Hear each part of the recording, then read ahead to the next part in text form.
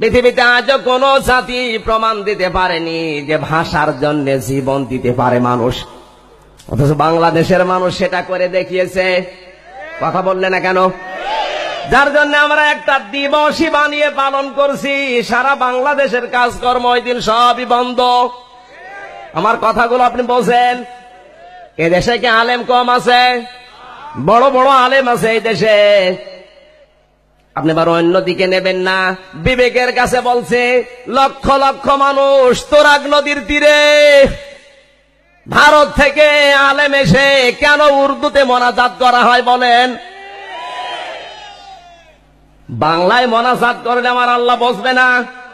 এই কথা বলেন না কেন? যে ভাষার জন্য আমরা জীবন দিলাম, ওই ভাষা দিয়ে কেন মোনাজাত হবে না? কেন উর্দু ভাষায় মোনাজাত হয়? আপনি তাবলীগ করেন, নবীওয়ালা কাজ করেন, কোনো অসুবিধা নেই। কেন দিল্লি থেকে ভারত থেকে মাওলানা নিয়ে এসে মোনাজাত উর্দুতে করা লাগবে? বাংলাদেশে কি বড় বড় আলেম পাওয়া যায় না? বাংলা ভাষায় মোনাজাত করলে যদি আমার আল্লাহ না বসে তাহলে আমি উর্দুই করতাম। যে উর্দু ভাষা বিদায় করার জন্য আমরা জীবন দিয়েছি, কথা বলেন না কেন? সেই ভাষায় মোনাজাত হবে আর আমাদের মাতৃভাষায় মোনাজাত হয় না। এ সিটারি পেয়েছেন কোথায়?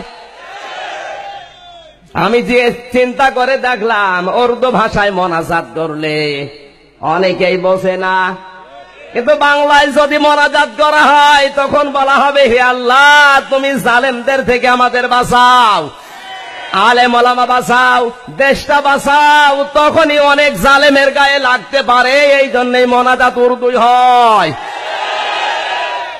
যা কিছু বলো অসুবিধা নেই, জালেমরা বুঝবে না।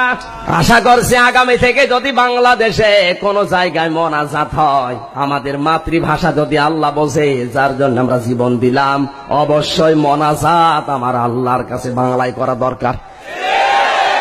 তাদের পক্ষে আপনারা নেই? আপনি রাগ করার বিষয় না এটা। কেন উর্দু মোনাজাত করবো আমরা? ও ভাষা কি আমাদের?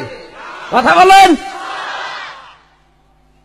বাংলাদেশে দলমত নির্বিশেষে যে ভাষার জন্য জীবন দিয়েছে, যে দিবস পালন করার জন্য সারা বিশ্বে ইতিহাস হয়ে আছে, পৃথিবীর কোন জাতি ভাষার জন্য জীবন দেয়নি, শুধু আমরা বাদী।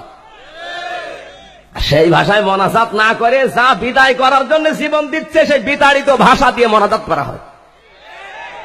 আল্লাহর খলিফা যারা দাবি